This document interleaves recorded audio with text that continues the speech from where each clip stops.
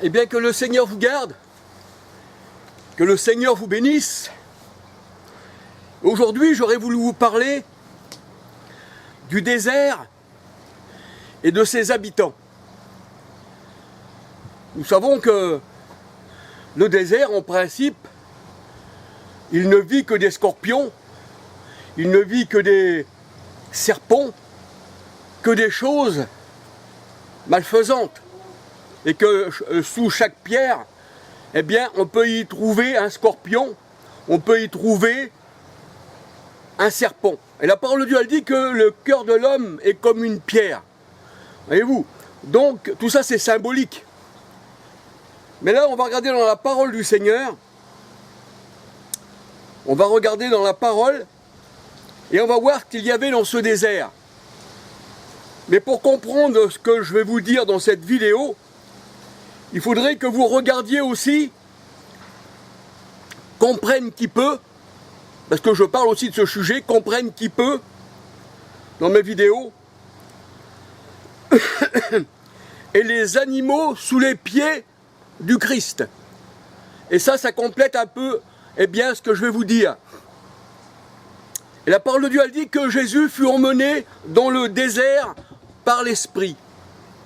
Parce que l'Esprit, eh bien, c'est ce qui a conduit le Seigneur dans le désert. Quand Jésus disait dans sa parole que le Père est en moi, Jean 14, 10, et celui qui m'a vu a vu le Père, hein, ça on lit tout Jean 14, Jean 14, 6, eh bien, à 10, eh bien, le Seigneur a dit, celui qui a vu, qui me voit le Père, et dès maintenant, vous le connaissez, vous l'avez vu.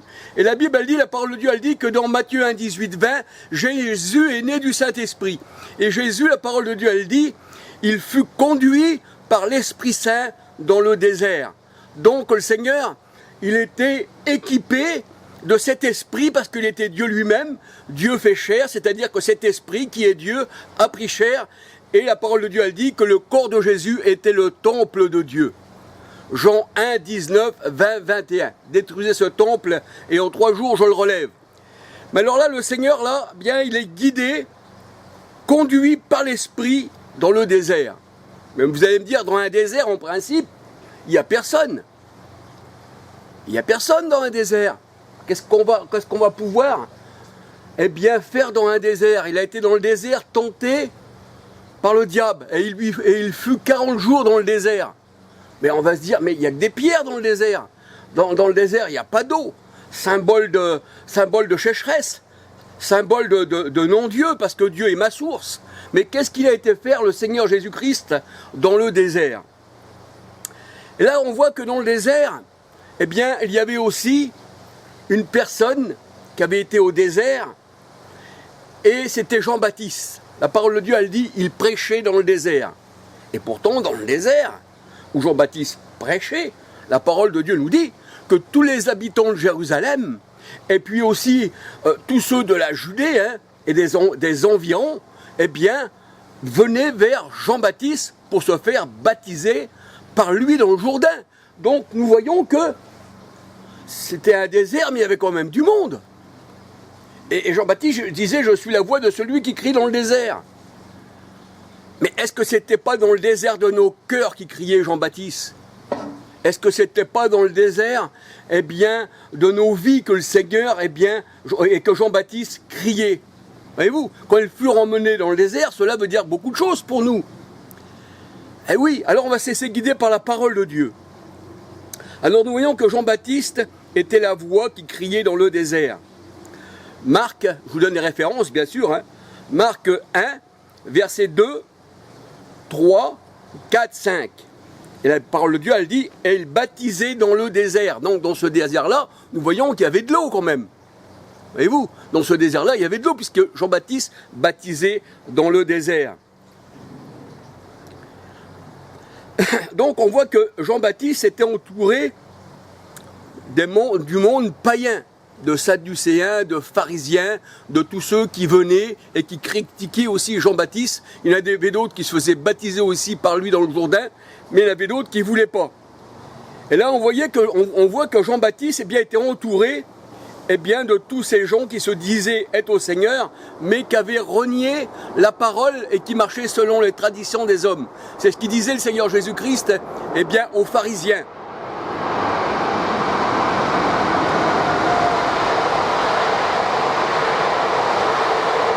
Je laisse passer un peu le train. Alors, nous voyons aussi que dans les déserts, quelquefois, on peut trouver quelques bédouins. On peut trouver aussi quelques nomades. Mais ça ne se trouve pas à tout bout de champ. Hein, il y en a qui sont morts même dans les déserts parce qu'il n'y avait pas d'habitation, il n'y avait pas d'eau, il n'y avait rien, aucun secours. Dans le désert, hein, eh bien, on n'a aucun secours. Alors la parole de Dieu nous dit que tout ce que est visible peut expliquer l'invisible. C'est pour ça que le Seigneur, il prenait des paraboles, hein, pour expliquer les choses. Hein. Des fois, il prenait là, une graine pour expliquer que c'était sa parole. Des fois, il parlait d'une porte. Hein, ça voulait dire qu'il fallait passer par lui, je suis la porte. Des fois, il disait qu'il était la brebis. Donc, il prenait des choses littérales, des choses concrètes, pour parler du spirituel. Et là, on voit que Jean-Baptiste, dans le désert, eh bien, il applique ces choses-là aussi, Jean-Baptiste. Les pharisiens venaient à lui pour être baptisés, et si et ça, d'autres ne voulaient pas, mais il y en a qui voulaient. Et là, Jean-Baptiste, il disait, moi, je vous baptise d'eau. Je vous baptise d'eau. Donc, l'eau, on la voit, on la touche. Il fallait un homme pour baptiser. On touche bien l'eau, et ci et ça et ça. Mais Jean-Baptiste, il dit, moi je vous baptise d'eau, mais celui qui vient après moi, lui, il vous baptisera dans l'Esprit Saint. Il vous baptisera dans l'Esprit Saint. Ça veut dire que Jean-Baptiste, il renvoie, eh bien, ses interlocuteurs, c'est-à-dire ceux qui le méprisent et ceux qui venaient aussi pour être baptisés par lui, eh bien, il dit, moi je vous baptise d'eau, et je suis venu devant lui afin de le faire connaître. Je prépare ses voies, je suis la voie qui crie dans le désert, préparer au désert le chemin du Seigneur, ça veut dire au désert de votre cœur, hein, qui est un désert, préparez-le pour que le Seigneur puisse le combler et qu'il puisse l'abreuver de son eau céleste. Parce que le Seigneur dit, celui qui a soif, je lui donnerai une eau qui jaillira jusqu'à dans la vie éternelle. Et là, on voit que Jean-Baptiste, il disait, moi je vous baptise d'eau, mais celui qui vient après moi, lui, vous baptisera, eh bien, dans l'Esprit Saint. Ça voulait dire que Jean-Baptiste disait, moi, il faut que je diminue, mais qu'il faut que lui grandisse. Ça veut dire que l'Esprit Saint, c'est vraiment, vraiment l'eau qui nous abreuve. 1 Corinthiens 12,13 nous dit que nous sommes abreuvés d'un seul esprit. Et la Bible, elle dit, j'ai soif du Dieu vivant. Et là, eh bien, Jean-Baptiste disait, moi, c'est simplement de l'eau que je vous baptise, mais celui qui vient après moi, lui, vous baptisera dans l'Esprit Saint. Donc on voit que le baptême du Seigneur Jésus-Christ n'a rien à voir avec le baptême de Jean. Et avec le baptême de Jean, on ne pouvait pas recevoir le Saint-Esprit. Ah oui, on ne pouvait pas recevoir le Saint-Esprit avec le baptême de Jean. Quand on regarde dans Actes 19, 1 à 6, eh bien là, il y avait des disciples qui avaient été baptisés du baptême de Jean, mais qui n'avaient même pas entendu parler du Saint-Esprit. Et c'est là que Paul, eh bien, leur met plus exactement les choses à leur place. Et il disait de croire en celui qui venait après lui, c'est-à-dire après Jean-Baptiste, eh bien, qui lui baptiserait du Saint-Esprit, c'est-à-dire en Jésus-Christ. Et ils furent baptisés au nom du Seigneur Jésus-Christ. Et vous, donc le baptême de Jean ne donnait pas le Saint-Esprit. Le baptême de Jean était pour les Juifs, parce que Jean, c'était le dernier prophète de la loi. Luc 16, verset 16. Et là, on voit que Jean-Baptiste, il renvoie, hein, il ne veut pas de la loi, lui, hein, Jean-Baptiste, il nous renvoie à la grâce. Hein. Jean 1, 17, parce que nous dit que la loi était venue par Moïse et la grâce est venue par Christ. Donc il nous renvoie à la grâce et il dit, lui vous baptisera du Saint-Esprit. Et la parole de Dieu, elle dit que les premières choses, c'est-à-dire l'Ancien Testament, eh bien c'était l'ombre des choses à venir. C'est comme l'ancien Adam. L'ancien Adam, il était charnel, il était terrestre, la parole de Dieu nous dit. Tandis que le nouvel Adam, Christ, celui qui est venu dans le Nouveau Testament, lui, il est spirituel. Voyez-vous, Jean-Baptiste, lui, il baptisait d'eau qui représentait le charnel, mais Jésus-Christ, lui, baptise d'eau toujours, hein, c'est l'eau de l'esprit qu'on appelle, hein, parce que les versions véritables, c'est faut naître d'eau de l'esprit, c'est pas d'eau et d'esprit, c'est d'eau de l'esprit. Et nous sommes tous abreuvés d'un seul esprit, 1 Corinthiens 12, 13. Et j'ai soif du Dieu vivant. Et la parole de Dieu nous dit que Dieu est la source d'eau vive, Jérémie 2, 13. Donc nous voyons que si on lit 1 Corinthiens 15, versets 42 à 48, eh bien, on ne doit plus regarder les choses anciennes, hein, parce que tout ça, les premières choses, c'était des terrestres. On dit que les dernières choses, le Nouveau Testament, eh bien, c'est céleste. Voyez-vous ? Et c'est pour ça que 2 Corinthiens 4, 18 nous dit « Les choses anciennes, visibles, sont passées, mais maintenant nous regardons à celles qui sont invisibles, qui nous emmènent jusqu'à dans la vie éternelle. » Voyez-vous? Donc là, ça nous emmène dans la vie éternelle. Et c'est pour ça que dans Hébreux 11, verset 1, 2, eh bien, on peut lire que le juste vit eh bien, par la foi. Hein, et c'est dans 2 Corinthiens 5, 17, je crois, ouais, 2 Corinthiens 5, 17. On peut lire 2 Corinthiens 5, 7, 17. On vit par la foi, pas par la vue. On ne peut pas faire comme Thomas qui voulait toucher. Le Seigneur a dit, heureux celui qui croit sans voir. Voyez-vous? Donc là, eh bien, il faut qu'on regarde eh bien, à Christ. Tout est spirituel en Christ. Et c'est ce que disait le Seigneur Jésus à la Samaritaine aussi. Il renvoyait le Seigneur, eh bien, encore comme Jean-Baptiste, hein, eh bien, l'eau à l'esprit. Jean-Baptiste disait, moi je vous baptise d'eau, mais lui vous baptisera du Saint-Esprit. Marc 1, 8. Et là, le Seigneur Jésus-Christ, dans Jean 4, verset 6, Jean 4, 6 à 16, il dit à la Samaritaine, quiconque boit de cette eau aura toujours soif, mais l'eau que je lui donnerai deviendra en cette personne une source jaillissant jusqu'à dans la vie éternelle. Jean 4, versets 6 à 16. Excusez-moi, je parle un peu vite parce que je vois que la caméra a des fils et j'aurai peut-être pas le temps eh bien, de mettre tout ça sur la caméra. Et il est vrai que le Seigneur, eh bien, dans Jean 7, versets 37 à 41, eh bien, il nous dit, venez vous tous qui avez soif et je vous donnerai une eau qui jaillira en vous jusqu'à dans la vie éternelle. Et c'est pour ça que Jean-Baptiste disait, eh bien, moi je vous baptise d'eau, oui, pour la repentance. Mais lui, il vous donnera une autre eau, pas cette eau-là, l'eau de l'Esprit Saint, lui vous baptisera du Saint-Esprit. Voyez-vous, 1 Corinthiens 12, 13, nous sommes tous abreuvés, hein, on a soif du Dieu vivant, on est tous abreuvés d'un seul esprit. 1 Corinthiens 12, 13.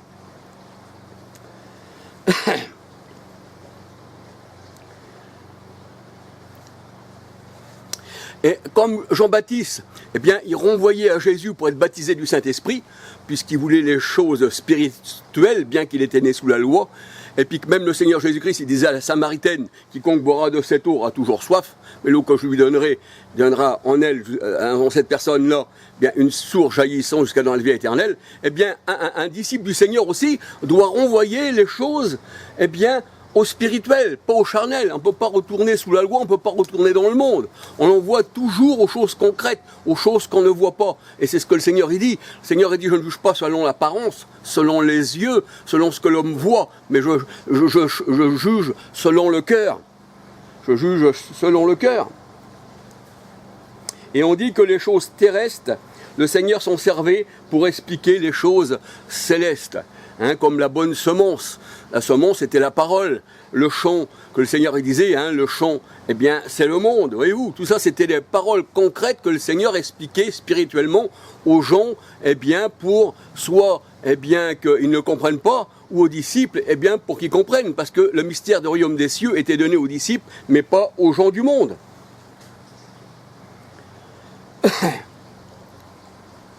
Alors c'est vrai que le Seigneur, lui, il regarde au cœur un invisible. 1 Samuel 16, verset 7. Il regarde à l'invisible, il ne regarde pas le concret, il ne regarde pas le toucher. Voyez-vous, il ne regarde pas ça le Seigneur, il regarde l'invisible. Et c'est vrai que le désert où Jean baptisait, il n'était pas si désert que ça. Parce que les gens de Jérusalem, les gens de la Judée, eh bien, venaient auprès de Jean-Baptiste, hein, dans tout le pays de la Judée, pour se faire baptiser par lui. J'espère que le vent ne va pas trop modifier la caméra, que ça ne va pas faire du bruit dans la caméra. Marc 1,5. Donc on voit que dans ce désert où Jean baptisait, il y avait quand même du monde. Hein. Tous les gens de la Judée, tous les gens hein, de Jérusalem venaient. Et vous savez que le désert représente le territoire de Satan. Le serpent du désert. Le désert, pardon, représente un territoire, un monde sans eau et sans vie. C'est pour ça que c'est dans ce désert-là que, eh bien, dans le monde là, des hommes, eh bien, sans eau et sans vie, c'est là que, eh bien, il est venu, Jean-Baptiste, faire un chemin pour le Seigneur, dans le désert de vos cœurs. Hein, dans le désert de vos cœurs qui est Christ. Il était venu amener aussi, eh bien, cette eau qui donne la vie éternelle. Jean 7, versets 37 à 41. Et c'est vrai que dans le désert, les critiques ne manquent pas. Les critiques dans le désert ne manquent pas parce que ce monde-là représente le désert. Et ce monde-là est contre Dieu. Jésus l'a vaincu. Jean 16, 33, j'ai vaincu le monde. Et dans ce désert de ce monde, ou le désert du cœur de l'homme, eh bien les critiques ne manquent pas.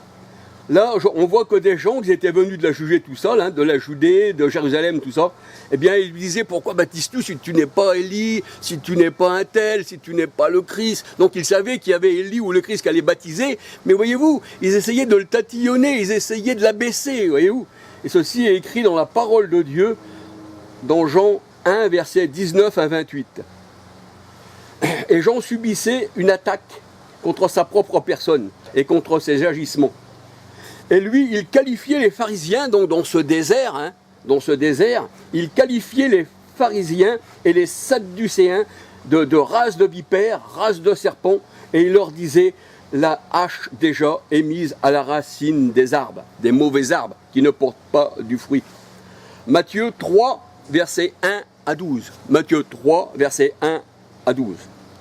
Mais on va dire que le Seigneur Jésus-Christ aussi, eh bien, il a été emmené par l'Esprit dans le désert pour être tenté par Satan, l'adversaire. On va dire dans un désert, mais qu'est-ce qui peut rester dans un désert? C'est pas, on dit bien un désert, c'est désertique, il n'y a pas même qui vivent. Mais là, le désert, c'est le monde. Mais là, le désert, c'est le cœur de l'homme, qui est son Dieu, qui n'a pas d'eau, qui n'a pas l'eau de l'Esprit Saint, où rien ne pousse. Voyez-vous? Alors là, le Seigneur, là, eh bien, il fut emmené par l'Esprit pour être tenté par le Satan dans le désert, c'est-à-dire l'adversaire. Et la parole de Dieu nous dit, et il fut conduit au désert par l'Esprit Saint. Luc 4, versets 1 à 13. Luc 4, 1, versets 1 à 13. Et là, eh bien, nous savons que dans ce désert, Christ n'était pas seul. Eh non, il faut bien s'arrêter un peu sur la parole de Dieu. Dans Luc 4, 13, la parole de Dieu, elle dit, eh bien, que Jésus demeurait avec les bêtes sauvages dans le désert. Et qu'on regarde les bêtes sauvages, qu'on regarde la bête des champs, la bête qui fait partie du milieu du bétail, eh bien, ce sont les hommes. Et la parole de Dieu, elle dit, dans Luc 4,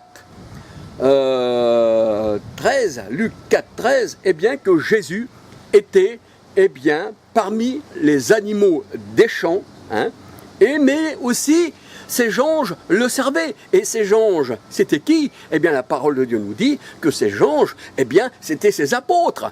Apôtres qui veut dire le mot envoyé. Ça veut dire que dans ce désert-là, eh bien, qui est le monde, Jésus était là avec ses apôtres, hein, et il fut tenté par ces hommes méchants, par ces esprits méchants, hein, et les bons esprits qui sont ses disciples, eh bien, le servaient, mais les bêtes sauvages, Luc 4, 13, eh bien, eux se mettaient contre le Seigneur et contre ses apôtres. Et nous savons que les bêtes sauvages sont les hommes. C'est le serpent qui est au milieu du bétail. Genèse 3, verset 1, 14. Genèse 3, verset 1, 14. Ecclésiaste 3, verset 18, 19. Psaume 49, verset 13, 14, 21. Psaume 49, verset 13, 14, 21. Et nous savons que les mangeurs de poussière, eh bien, ce sont les serpents. Genèse 3, verset 14, hein, du milieu du bétail, hein, le serpent qui fait partie du bétail aussi, hein, et que ce sont aussi les rois, appelés la bête. Ésaïe 49, verset 3, qui lèche la poussière, eh bien, des pieds du Seigneur. Appelé la bête, Apocalypse 17, verset 11.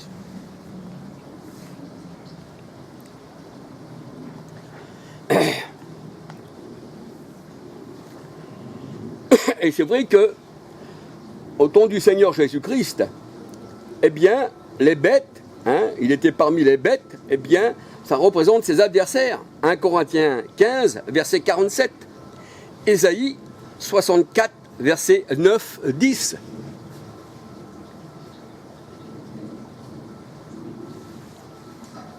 Alors, voyez-vous, le désert, il y avait du monde. Il y avait tous ces animaux qui représente les rois et les foules, il y avait aussi les anges du Seigneur qui étaient avec lui dans le désert, voyez-vous. Et là, il y avait une discussion qui s'est passée. Voyez-vous, Adam, lui, s'aurait laissé séduire avec Ève dans ce désert, qui était le jardin d'Éden pourtant, mais qui est devenu un désert par la suite. Eh bien, il s'est laissé séduire. Tandis que là, le Seigneur ne s'est pas laissé séduire quand l'adversaire lui a dit, si tu te prosternes devant moi, je te donnerai toutes les richesses du monde. Alors nous voyons que les richesses du monde, mais c'est le Seigneur qui les donne. Le Seigneur dit, c'est moi qui rends riche, c'est moi qui rends pauvre, c'est moi qui abaisse, c'est moi qui élève, c'est moi qui donne eh bien, la maladie, mais c'est moi aussi qui te guéris. C'est pour ça qu'on dit que les démons n'existent pas, parce que tout vient de Dieu. Alors 1 Samuel 2, 6, 7, 8. Vous pouvez lire ça dans 1 Samuel 2, 6, 7, 8. Et Amos 3, 7 nous dit qu'il n'y arrive aucun malheur dans le monde que l'Éternel n'en soit pas l'auteur. C'est lui qui est l'auteur de toutes choses. Soit le Seigneur, il fait de toi une bénédiction parce que tu marches dans ses voies, ou alors il fait de toi une malédiction parce que tu marches contre lui, voyez-vous. Donc voilà. Et c'est pour ça que j'ai voulu parler aujourd'hui, eh bien, du désert. Mais en réalité, le désert, on peut être un désert. Ici, vous voyez ici dans ce monde, eh bien, un enfant de Dieu, il est seul. Il est dans un désert, il est parmi les morts. C'est le royaume des morts. C'est pour ça que le Seigneur disait à un de ses disciples qui voulait enterrer son père. Il disait, Seigneur, permets que j'aille enterrer mon père. Mais le Seigneur a dit, laisse les morts enterrer les morts. Et toi, viens, suis-moi. Et le Seigneur a dit, toi, réveille-toi d'entre les morts. Et Christ va t'éclairer. Et une lumière, c'est une lumière dans le territoire des païens, dans la Galilée des païens, une lumière s'est levée dans le territoire de la mort. Ben c'est Christ, la lumière, qui s'est levée dans le territoire de la mort, et il nous a éclairés à nous, ses élus. Mais les ténèbres ne l'ont pas reçu, cette lumière, puisqu'ils ont resté toujours ténèbres. Voyez-vous? Donc ce monde-là, eh bien, nous sommes dans un désert.